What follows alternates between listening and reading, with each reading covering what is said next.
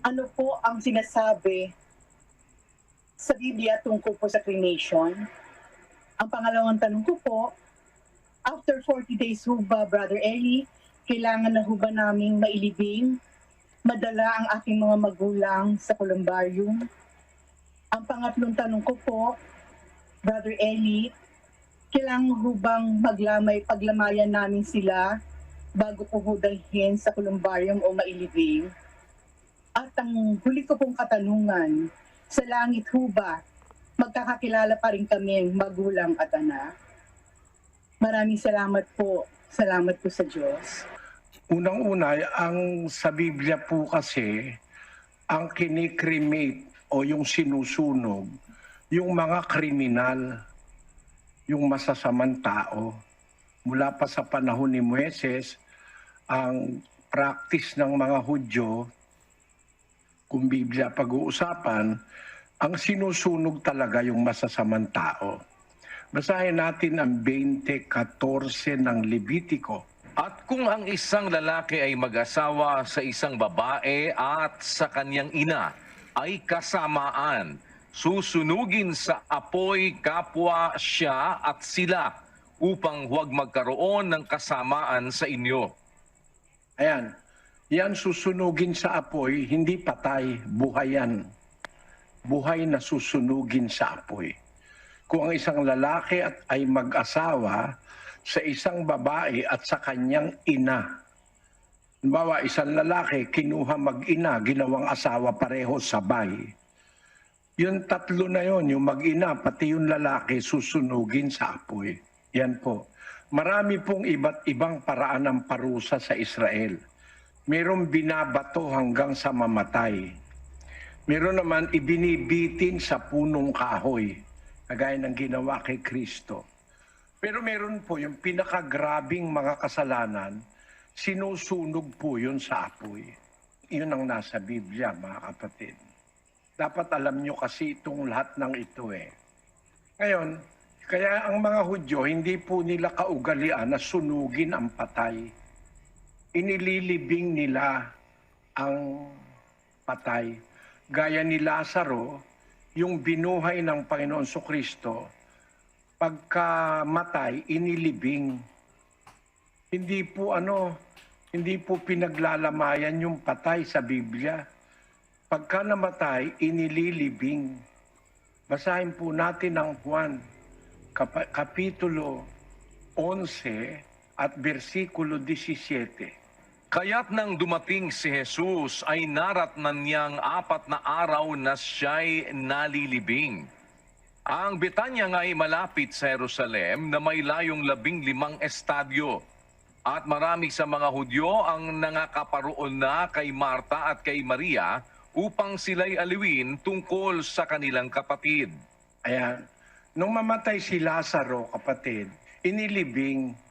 Pagkatapos may 4 na araw na nang dumating ang Panginoong Hesus na nakalibing si Lazaro. Ngayon, nung kausapin niya si Maria at saka si Marta, sabi ng Panginoong Hesus, ang iyong kapatid ay babangon. Sabi ni Maria, alam ko, Panginoon, sa huling araw babangon siya. Pero sabi ni Kristo, babangon siya ngayon. Ang sinabi ni Marta, 4 na araw na siyang nakalibing. Maaaring nabubulok na siya ngayon, sabi ni Marta. Basahin natin ng 11:39. Sinabi ni Jesus, alisin ninyo ang bato. Si Marta na kapatid niyang namatay ay nagsabi sa kanya, Panginoon, sa ngayon ay nabubulok na ang bangkay, sapagkat may 4 na araw nang siya'y namamatay. Sinabi sa kanya ni Jesus, di baga sinabi ko sa inyo na kung ikaw ay sasampalataya, ay makikita mo ang kaluwalhatian ng Diyos, kaya't inalis nila ang bato. At itiningin ni Jesus sa itaas ang kanyang mga mata at sinabi, Ama, nagpapasalamat ako sa iyo na ako'y iyong dininig. At nalalaman ko na ako'y lagi mong dinirinig. Ngunit ito'y sinabi ko dahil sa karamihang nasa palibot upang sila'y magsisampalataya na ikaw ang nagsugo sa akin. At nang masabi niya ang gayon, at sumigaw siya ng malakas na tinig, Lazaro, lumabas ka! Siya na patay ay lumabas, na natatalian ng mga kamay at mga paa ng mga kayong panglibing, at ang kanyang mukha ay nababalot ng isang panyo. Sinabi sa kanila ni Jesus, siya'y inyong kalagan at bayaan ninyo siyang yumaon. Nung mamatay si Lazaro, ang ugali nila, inililibing agad. Pagkamatay, inililibing agad. Pagkatapos, yung mga nakikiramay, nandoon lang. Pero yung patay, nakalibing na. Ngayon, nung dumating ang Panginoon Kristo, sabi niya, papabangunin niya si Lazaro, akala nga ni Maria at ni Marta, doon pa sa pagkabuhay na mag-uli sa huling araw. Pero sabi ni Jesus, babangon siya ngayon. Tapos nanalangin siya sa Diyos, sinabi niya, Lazaro, lumabas ka. Bago niya gawin yon, sabi ni Maria, Panginoon, nabubulok na ngayon ng bangkay kasi 4 na araw na siyang nakalibing. Ibig sabihin, 4 na araw na siyang nakalibing, 4 na araw na siyang patay, pagkamatay, nilibing na agad. Hindi pinaglamayan gaya nung ginagawa nung iba. Ang paglalamay na ginagawa sa Biblia, yung mga naulila para huwag masyadong magdamdam ng sakit, doon sila nakikiramay. Kung makikita nyo yung senaryo, si Lazaro nakalibing pero andun yung mga tao kasama sila Maria. Kung babasahin nyo yung buong kapitulo 11 ng Juan, napakahaba kasi kung babasahin kung buo. Doon yung mga tao nakikiramay pero yung bangkay nakalibing. Yun po ang ugali ng mga Hudyo. So hindi po sila nagke-cremate. Merong mga bansa na nagke-cremate noong panahon na yung gaya ng Roma. Pero po ang mga Hudyo na mga lingkod ng Diyos, hindi nila sinusunog ang kanilang patay. Ngayon, isa namang katotohanan din na dapat nating maintindihan, yung mga unang Kristiyano na pinag-inita ng mga Romano na nakakasakop noon sa Israel, pinag-uusig sila ng otoridad Romano, kagaya ni Nero, yung Emperador Nero. Ipinapapatay sila tapos pinapasunog sila. Ayan, yan mga taong hindi naman masasama, Kristiyano yung mga yan, pinagsususunog na katalayan sa kasaysayan ng Imperyo Romano. Ipinasunog sila ni Emperador Nero. At sa kasaysayan ng Iglesia Katolika, nung nasa kanyang kapangyarihan pa sa maraming bansa, noong more or less nasa Middle Ages yun eh. Ang ginawa ng Iglesia Katolika, ang lahat ng hindi sa kanya, inaano nila, parang sinosona, kumbaga nung panahon ng Hapon. Tapos iniimbestigahan, tinatawag nilang erehe. Pagkatapos, pag napatunayang hindi naniniwala sa Katoliko, sinusunog naman ang Iglesia Katolika. Ang katunayan niyan, itong nalathala noong 2000, March 16 and 22, doon sa Europa. Nakabili ako ng kopya nito nung pumunta ako roon. Ito nakasulat dito. Pakibasa mo, kapatid na Daniel. The Foreign Post, March 16 to 22, 2000, Volume 8, number 370. Please forgive us, the Vatican. Pope John Paul II, embracing the crucifix in St. Peter's Basilica in penance in a public confession unprecedented in the history of the Roman Catholic Church, begged forgiveness on Sunday for the sins of the Church over the past 2,000 years. The pontiff referred specifically to the Crusades and to the 300,000 people who were burned at the stake in the Inquisition. Meron 300,000 mga tao pinagsusunog ng Iglesia Katolika sa panahon ng Inquisition. Ano ba yung Inquisition na yan ayon sa Katolika? Hindi po ito chismis, ano? Hindi ito paninira kagaya ng mga kalaban ko sa pananampalataya. Kung ano-ano ang pinaparatang sa akin. Ito, kayo ang may record nito, hindi ako. Binabasa ko lang. Ano ba yung ayon sa diksionaryong Katoliko na kayo ang gumawa, ano ba yung Inquisition? Basahin natin, kapatid na Daniel. Modern Catholic Dictionary, page 280 by John A. Hardon. Inquisition, the special court or tribunal appointed by the Catholic Church to discover and suppress heresy and to punish heretics. The Roman Inquisition of the middle 12th century, with its ecclesiastical courts for trying and punishing heretics, arose during the ravages of the anti-social Albigensian sect, whose doctrines and practices were destructive not only of faith, but of Christian morality and public order. While church authorities would condemn a person found guilty of heresy, it was the civil power that actually inflicted the penalty. The reformation of the heretic was Yan, tingnan mo ha. Yan, kasinungalingan yan eh. Ang iglesia raw ang nagkukundina at nakakakita kung sino yung mga heretics. Ibig sabihin ng heretics, yung ayaw maniwala sa aral ng Katoliko. Yun daw civil power ang nag-i-inflict ng penalty. Malaking kasinungalingan yan. Kayo nga, inamin na nung Papa eh. Inamin na nung Papa eh, ang Iglesia ng Katolika ang nagpapatay, sumunog sa 300,000 kaluluwa nung panahon ng Inquisition. At kung sabihin mo man na ang nagpaparusa eh ang gobyerno, hindi ang Iglesia, eh yung nasa gobyerno, Katoliko rin eh. Kagaya nung nangyari kay Rizal. Hindi ba? Pinarusahan siya, binaril siya sa luneta by firing squad. Pinatay siya ng gobyerno Espanyol. Disyembre 30, 1896, nung patayin si Dr. Jose Rizal na ating pambansang bayani, ang pumatay gobyerno. Pero gobyerno Katoliko. Kasi nagagalit ang Katolisismo kay Rizal dahil sa sinasabi niya na ibinubulgar niyang katiwalian ng Iglesia Katolika. Mababasa yan doon sa Noli Me Tangere ni Dr. Jose Rizal. Kung ano-anong kawalanghian ang pinaggagawa ng paring Katoliko noon na pang-aapi sa kababayang Pilipino.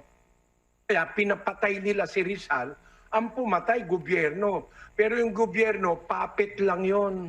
Puppet lang ng Iglesia Katolika yon. Sila kasi ang nakakapaghari. Ganyan ang nangyari doon sa mga taong pinatay na sinunog ng Iglesia Katolika sa Inquisition na inaamin ng pare ng Papa mismo, si Papa Juan Paulo II. Kahit ano pang cover up ang gawin nyo, hindi nyo na maiko-cover up ito.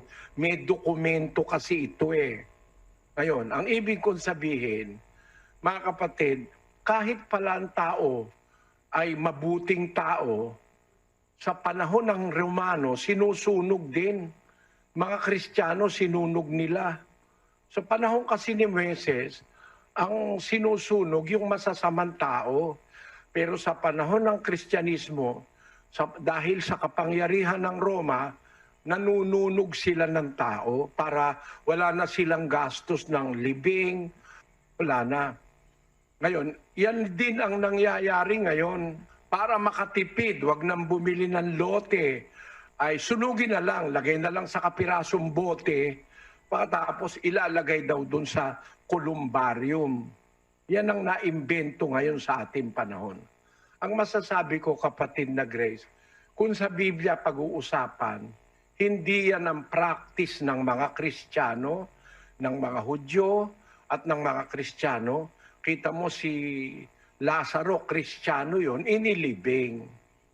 Pero kung kagaya nung nagtanong sa akin sa Amerika, Brother Eli, gusto ng tatay ko sa Pilipinas siya malibing. Inabot siya ng kamatayan dito sa States. Hindi ko naman kakayang ipadala yung bangkay niya sa Pilipinas. Napakamahal ng pasahe. Bakit kako? Gano'n ba kamahal? mas mahal ho sa pasahe ng buhay ang pasahe ng patay.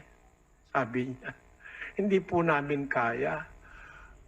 Humihingi siya ng opinion kung ang kanya bang tatay ay ililibing niya na lang sa Amerika o susundin niya yung hiling nung tatay niya na sa Pilipinas malibing. Sabi ko, nasa sayo yung kapatid. Kasi para raw wag mas magastos, papa-cremate na lang niya para kapiraso na lang na bote yung dadalhin sa Pilipinas. Nasa sayo yun, sabi kong gano'n. Hindi naman siya kapatid sa iglesia. Ganun pala ang pinagawa niya, pinakremate, pinauwi sa Pilipinas. Bagay, hindi naman ako nagtuturo ng laban doon kasi maraming ang mga tao ngayon mahihirap Para makatipid sila yun, okay lang, sabi ko sa loob-loob ko. Pero wala namang kasing sinabi ang Biblia na bawal sunugin, ang namatay, wala naman sinabing sunugin. Ayoko naman pong magturo ng walang direktong salita ang Biblia. So nasa kalayaan nyo na yon. Kung nasunog na at ang tanong mo lang, ang problema, 40 araw. Wala pong batayan sa Biblia yung 40 araw na yan. Si Lazaro nga, pagkamatay, nilibing na Tapos wala ka namang mababasa sa Biblia na 40 araw silang dasal ng kung ano-ano. Na toring-garing, panalangin mo siya, bahay na ginto, panalangin mo siya. Yun ang ginagawa nila Yung lolo ko, naku, 40 araw, bata pa ako noon Sabi nung mga nanalangin, kaawat patawarin ang kaluluwa ni Tirso sa purgatorio. Tori ni David, panalangin mo siya. Ganon. Toring-garing, panalangin mo. Bahay na ginto, panalangin mo. Pati ba naman bahay na ginto, pati ka ba ng tipan? Pinto ng langit, panalangin mo kami, talang maliwanag. Sana sinabi mo na rin, Mercury, panalangin mo siya, Venus, panalangin mo siya. Kung ano-ano pa mga pagsasabihin mo. Masiyahan na kayo, kahit lahat na lang Pati pinto ng langit, buti hindi sinama bisagra ng langit, panalangin mo siya. Ano yan? Mali yan Mali yan. Si Lazaro patay, 4 na araw na nandun yung mga tao. Inaaliw yung kanyang mga kapatid, pero walang panalangin na ganun. Wala nun. At lalong walang sugal. Yung iba naman sa kahirapan, sa tundo, pagsusugal muna yung patay para mailibing. Dahil sa kahirapan, magpapasugal yung namatayan. Nangyari parang ninegosyo pa yung patay. Ito bunga ng walang katuruan Pero kung ang nasa Biblia ituturo, hindi po kailangan yung 40 araw na magpapakain ka.